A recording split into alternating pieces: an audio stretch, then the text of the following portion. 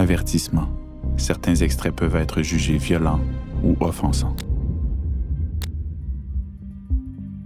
Bienvenue à Pourquoi tant de haine? Je m'appelle Léa Clermont-Dion et ce balado est produit par Savoir Média, Landscape of Hope et l'Université Concordia. À la réalisation, François Lacasse et moi-même. Épisode 2, La meute.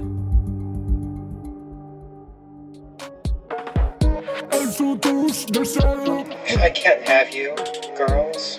I will destroy you. The more I deal with women in life, the more they piss me off so bad.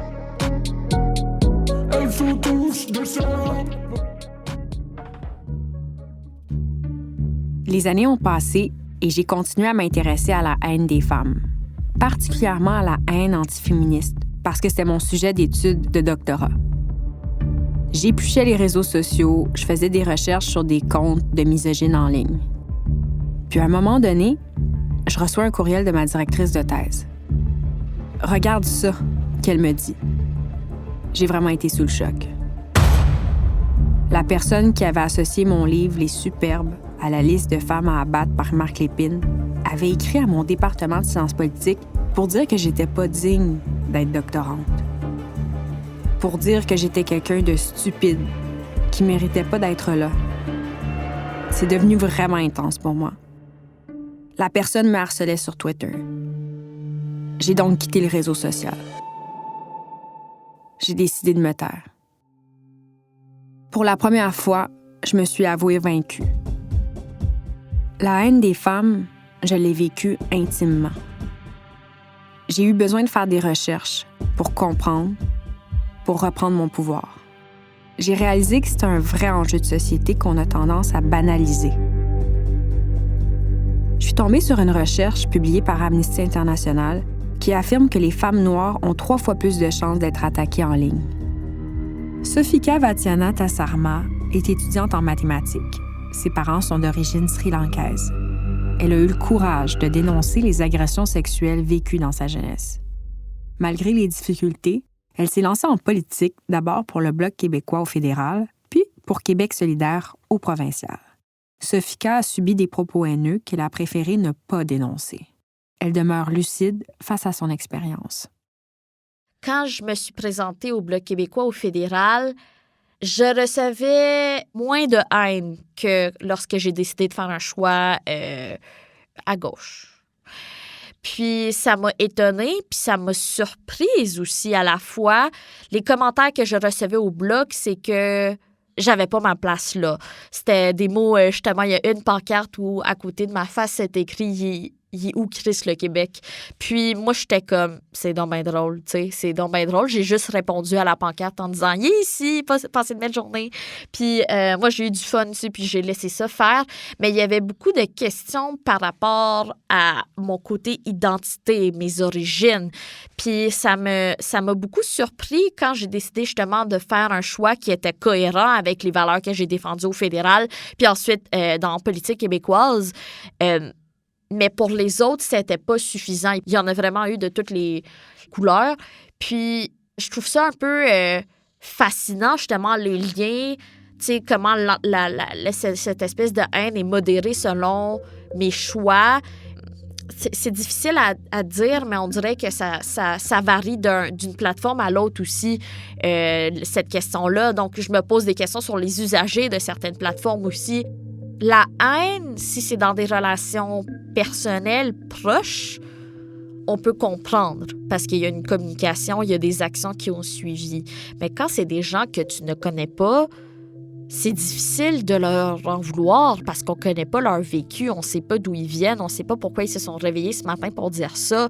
Puis de répondre à leur commentaire agressif par un commentaire agressif, œil pour œil, dent pour dent, c'est pas ça qu'on veut. La chercheuse Patricia Hill Collins décrit l'intersection des oppressions comme étant un entremêlement de violences. Sofika a vécu du racisme et du sexisme. Les personnes trans vont subir aussi des violences qui leur sont propres. L'autrice, actrice, activiste pour le droit des personnes trans, Gabrielle Bouliane-Tremblay, raconte une expérience troublante qu'elle a vécue.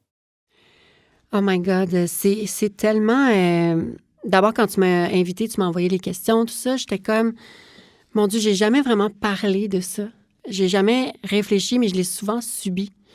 Et moi, ma définition vient de mon expérience, en fait. Vient du fait que quand on est confronté à des gens qui sont pas nécessairement dans l'amour, pour moi, la haine, c'est un manque d'amour. J'étais dans un bar, puis à un certain moment, c'était quand même une ambiance tranquille, mais moi puis mon ami, on était vraiment festives, mais tu sais, on dérangeait pas personne, on dansait dans notre coin, parce que la musique était bonne. Je me souviens de la serveuse, elle était comme dérangée qu'on ait du fun, parce que elle savait qu'on était des personnes trans, parce que ça faisait plusieurs fois qu'on sortait là. Dans ce temps-là, j'avais les cheveux courts, fait que je mettais souvent des perruques. Puis à un moment donné, il y a un commentaire qui sort que il y a une fille qui aurait dit que, OK, il y a des personnes trans on est en 2009, là. Il y a des personnes trans qui sont dans ton bar en ce moment. Puis c'est ces personnes-là. C'est comme si on avait été délatés pour quelque chose qu'on a... Comme un crime. Comme si on avait fait un crime d'être qui on était. Et cette serveuse-là nous a dit, là, vous calmez, là. Je me souviens, elle me regarder. Elle est venue vraiment foncer vers moi. Puis elle m'a dit, tu fais honte à la condition de la femme. Juste parce que j'étais moi. C'est horrible. Puis à un moment donné, c'en est venu où est-ce qu'elle nous a jetés du bar. Parce que des polices étaient venus nous voir pour regarder nos papiers. Puis moi, dans ce temps-là, mes papiers n'étaient pas changés. Et je te jure, c'était violent. C'était 2 policiers qui regardent avec des flashlights nos cartes d'identité devant tout le monde. Ils nous ont pas pris à part. Ils ont fait un show. Puis après ça, on se sentait tellement comme des fautifs, comme si on s'était sauvés de quelque chose, puis qu'on avait été retrouvés. Mais cet épisode-là, c'était vraiment intense. Puis après ça, c'est là que la serveuse nous a sortis du bar parce qu'elle trouvait qu'on avait attiré les policiers, tout ça. Mais c'est quelqu'un qui avait appelé dans le bar pour dire qu'il y avait des personnes trans. C'est horrible. C'est corporel, pratiquement. Mais il y a aussi la haine en ligne, aujourd'hui, que tu observes. Puis comment est-ce qu'elle se concrétise à l'égard des personnes trans? Je vais parler de mon expérience personnelle parce que j'ai beaucoup d'exemples. Là. Mais, par exemple, à Tout le monde en parle, quand je suis allée en 2017, il y avait... c'était diffusé sur les réseaux sociaux. Et c'est là que je commençais à être connue publiquement. Donc, j'avais une page... j'ai commencé à faire une page professionnelle d'artiste. Il y avait ici et là un gars, ou une personne, derrière une photo de profil weird. Genre que c'est clairement pas la personne. Là. Et qui mégenrait, avait une haine par rapport au fait que, soi-disant, on est des hommes qui veulent s'approprier les 2 côtés, qui ont besoin de services psychiatriques. Donc, la haine, moi, je l'ai subie par rapport à ça, là, sur beaucoup de sexisme, de transphobie. Puis, moi, j'aurais pu mal tourner avec tout ce qui s'est vécu dans ma vie, les traumas, tout ça. Mais j'ai décidé quand même de rester J'ai décidé de rester dans l'amour, puis dans la douceur. Puis, pour moi, la haine, c'est un cancer. Gabrielle Bouliane-Tremblay a subi la haine. Mais c'est quoi au juste? En faisant mes recherches, j'ai découvert que le droit canadien définissait la haine comme allant au-delà des mots blessants ou désagréables. C'est plutôt une émotion qui remet en cause l'humanité fondamentale de l'autre. Ça peut toucher le sexe, le genre, l'identité sexuelle, l'origine. Et il faut savoir que notre système de droit interdit des actes haineux ou des gestes d'incitation à la haine. David Morin est co-directeur de la chaire UNESCO en prévention de la radicalisation et de l'extrémisme violent et professeur à l'Université de Sherbrooke. Il s'intéresse aux causes qui peuvent développer la haine de l'autre. Je dirais sans doute que le mobile ou l'objectif de la haine, quand on l'exprime, c'est d'exister. Donc les gens sont en colère, sont en détresse, Ça conduit à la haine de soi parfois, souvent la haine des autres, c'est ça dont on parle aujourd'hui. Mais l'espèce de point commun entre tout ça, c'est d'exister. C'est d'essayer de faire passer un message, etc. Alors certainement pas de la bonne manière, mais je pense que c'est vraiment comme ça qu'il faut le comprendre. Souvent, on ne l'analyse pas comme ça. Après, les racines, elles sont multiples. Donc, dans les gens avec lesquels nous, on interagit, tu as beaucoup de racines différentes, finalement. Ou en tout cas, tu as beaucoup de facteurs qui peuvent concourir au fait que quelqu'un va se radicaliser et puis éventuellement passer à des actes violents. Donc, ça peut être, sur le plan individuel, une crise personnelle. Ça peut être de la détresse psychologique à laquelle tu ajoutes un fort sentiment de discrimination, qui soit réel ou perçu. Donc si tu appartiens à une communauté, que tu as l'impression qu'elle est discriminée, ou si tu appartiens à une majorité, mais tu as l'impression que cette majorité-là est remise en question par d'autres minorités qui vont réclamer peut-être plus de droits, etc. Donc prenons un exemple concret. Aujourd'hui, le fameux Angry White Man dont on parle souvent, même s'il n'est pas nécessairement discriminé en vrai, lui, son sentiment, c'est qu'il est en train de perdre sa place. Perdre sa place. David Morin parle des Angry White Males, les hommes blancs en colère qui ont peur de perdre leurs privilèges, qui sont inquiétés par la transformation de la société.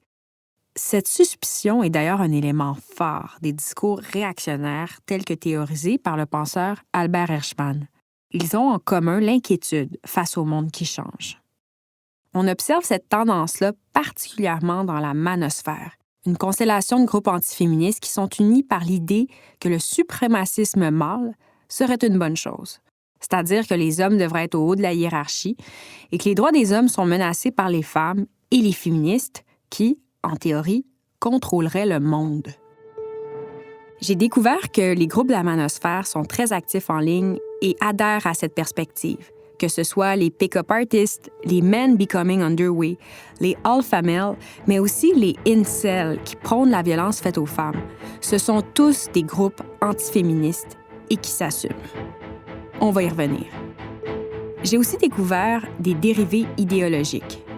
La manosphère fait des petits dans le monde physique. Il existe par exemple la Convention 22, où chaque année, des hommes de partout aux États-Unis se rassemblent, paient 1 000 $ pour entendre comment les femmes devraient revenir à la maison et retourner au rôle traditionnel pour le bon équilibre de la société. Ça s'appelle « Make Women Great Again ». C'est tenu par des hommes, des idéologues qui adhèrent au suprémacisme mâle. Anthony Johnson est l'un de ses porte-paroles. We also do a fatherhood event we started last year in 2019 called the 21 Convention Patriarch Edition. It sounds like you're a big fan of patriarchy. C'est le fondateur d'une convention antiféministe. Il a l'air très en confiance, relax, mais il dit des choses qui sont assez graves. Par exemple, il pense que le féminisme est responsable du déclin de la société occidentale. C'est plutôt fallacieux comme propos. Il y en a des plus radicaux aussi, comme Gavin McInnes. Peut-être que vous en rappelez, mais c'est le fondateur du magazine Vice. Il vient de Montréal. Initialement, il était plutôt à gauche. Et lentement, mais sûrement, il s'est radicalisé.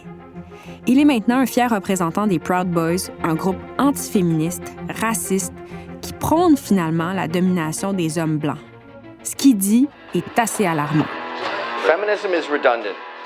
Fighting racism is redundant. There's a war on masculinity.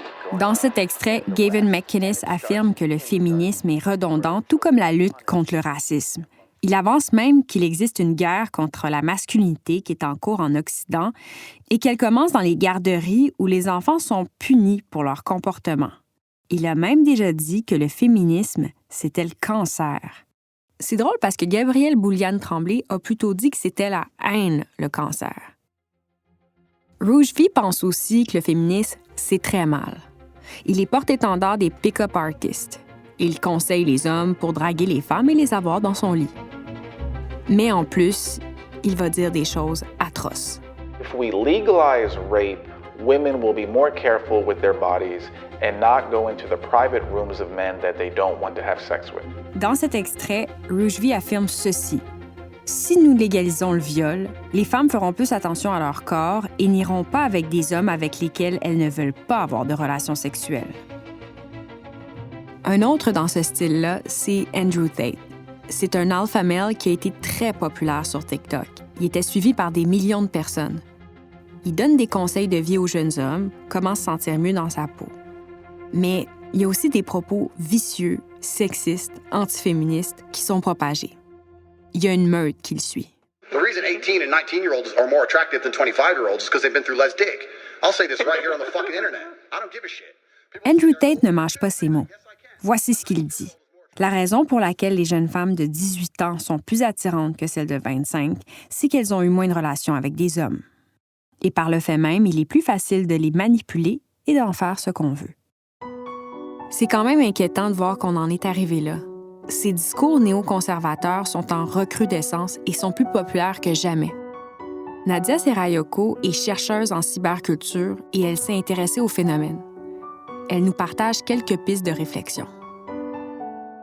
Quand on parle, en fait, de male supremacy, la suprématie masculine, ça pourrait, si on veut, être vu comme une façon de la droite, de la alt-right américaine, de ramener un concept, je dirais, de patriarcat littéralement boosté, là, qui est rendu quelque chose de grandiose et qui fait appel vraiment à, justement, un conservatisme de droite. Là. On est vraiment dans des valeurs non seulement conservatrices, mais d'extrême droite, là, où on va inscrire ça en ligne aussi avec nos fameux pick-up artists comme Rouge Juif, etc. Probablement aussi comme d'autres groupes, que ce soit les incels, etc., qui se plaignent justement de l'importance des femmes en société ou du fait que les femmes soient trop fortes ou etc., soit problématique. Ça s'inscrit dans ça, je dirais. C'est un discours qui, d'abord, veut que ce soit qu'on ramène une société, je dirais, qui est plus patriarcale. Le patriarcat n'est pas mort, loin de là, ne vous inquiétez pas. Mais en fait, c'est qu'on aimerait que ces valeurs-là soient respectées. Quand on dit la femme dans la cuisine, go back in the kitchen, c'est pas notre imagination. C'est qu'il y a vraiment des gens qui s'imaginent. On le voit même dans, je dirais, la pop culture aux États-Unis, où on ramène beaucoup l'image de la femme à la maison, des nombreuses familles, etc. Donc, on revenir à un modèle traditionnel où c'est le père qui est le chef de famille, puis c'est l'homme qui est valorisé en société. Donc, c'est l'homme qui revient dans un modèle décisionnel où c'est eux qui sont au-dessus de la pyramide, si on veut, là, de décision partout en société. Puis en fait, ce type d'idée-là se répand bien grâce au web, parce que le web fonctionne bien avec des genres de cyberculture. Et là, quand on regarde des groupes, que ce soit les pick-up artists, les men going their own way, ou encore les incels, et là, cette idée-là de suprématie masculine, il faut que ça soit quelque part pour qu'on puisse en discuter, qu'on puisse s'y accoler, développer, je dirais, un lexique commun pour renforcer ces idées-là. Et là-dessus, les groupes en ligne, des réseaux en marge comme Reddit ou encore 4chan deviennent des lieux privilégiés pour commencer à discuter de ces questions-là puis les répandre ensuite par des vecteurs plus larges publics comme Twitter ou Facebook. D'après moi, je pense qu'il y a quelque chose d'assez inquiétant dans ça, c'est qu'à partir du moment où c'est beaucoup discuté, ça devient, je dirais, des images banalisées dans la culture populaire. Quand on parle des incels, tout ce qui touche le vocabulaire qui se sont développés, les Chad, les Tyranny, les Tracy, etc., c'est rendu un point où c'est des mimes, etc., ça paraît banal. Mais on a là la cristallisation d'un mouvement extrêmement misogyne et dangereux, je dirais, pour plusieurs femmes, puis on en a vu des preuves. Et là, quand on normalise ce discours-là, le discours justement traditionnel, masculiniste, de notre suprématie masculine, etc., tranquillement, c'est comme si on se réhabituait à l'entendre puis à se dire que c'est pas si grave. Et à partir de ce moment-là, on baisse la garde tranquillement, puis on laisse ces choses-là se réinstaller. Nadia Serayoko a parlé des incels. Mais qu'est-ce que ça veut dire, un incel? Ce sont des célibataires involontaires qui sont profondément frustrés par l'absence de relations sexuelles avec des femmes. C'est le groupe le plus radicalisé de la manosphère. Ils prônent la violence faite aux femmes direct. J'ai vu des incels de 8, 9, 10 ans interagir en ligne. Parfois, la parole passe à l'action. Parfois, c'est pas juste des mots. La violence devient réelle. Vous vous rappelez peut-être d'Alex Minassian, qui a tué 10 personnes à Toronto lors d'une attaque avec le camion bélier. Alex Minassian se revendiquait du mouvement incel et en voulait aux femmes. It's been a day of trying to read his face. Is there something there from high school or more recently? Dans cet extrait de nouvelle, on apprend qu'Alex Minassian a commis une tuerie antiféministe à Toronto. Un autre exemple, c'est Elliot Rodger. Il a assassiné 6 personnes et 14 autres ont été blessées. Sa cible première, c'était les femmes. If I can't have you, girls, I will destroy you. Les filles, si je peux pas vous avoir, je vais vous détruire. Le manifeste d'Elliot Rodger prône la violence faite aux femmes. Je vais le citer. Le jour du châtiment, je vais rentrer dans une maison de sororité. Je vais massacrer chaque blonde pourrie que je verrai à l'intérieur. Elles m'ont regardé de haut. Je vais prendre un grand plaisir à toutes les massacrer. Vous verrez enfin qui je suis. En vérité, je suis l'être supérieur, le vrai alpha male. Après avoir anéanti toutes les filles de la résidence, j'irai dans les rues d'Isla Vista et je vais tuer chaque personne que je verrai là-bas.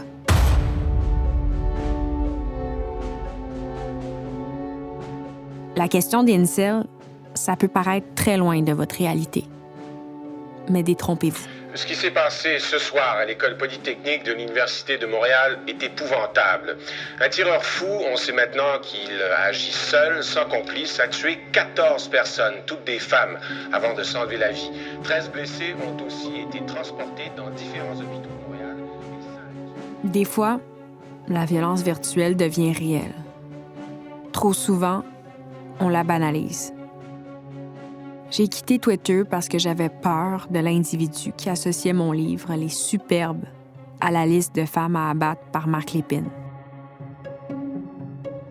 Aujourd'hui, Marc Lépine a fait des petits.